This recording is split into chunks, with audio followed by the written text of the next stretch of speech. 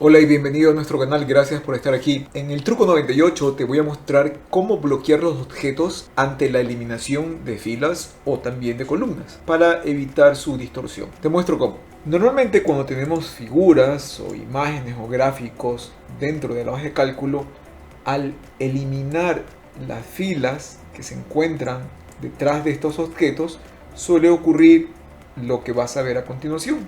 Lo voy a marcar, a decirle eliminar.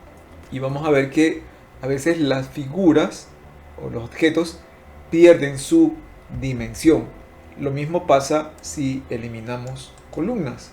Así que para evitar este tipo de situaciones, todo dependerá de lo que necesites hacer, puedes recurrir al siguiente truco. Vamos a seleccionar todos los objetos, imágenes o gráficos que tengas.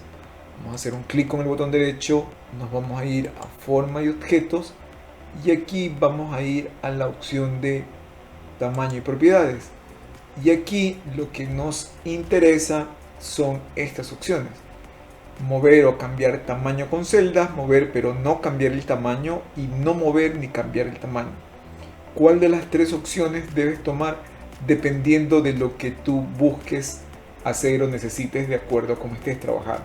Para este caso voy a hacer esta opción, que se muevan pero que no cambien el tamaño. Vamos a cerrar esto y voy ahora a eliminar las filas que están detrás y vamos a ver qué pasa.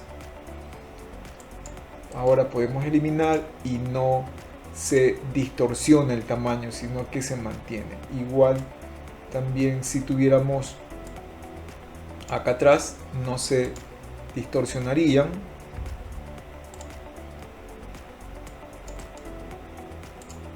sino que se mantendría.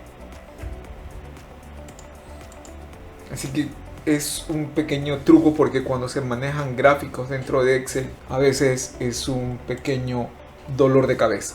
Eso era lo que te quería contar en este video. Gracias por ver el video y nos vemos en el siguiente video. Gracias, chao chao.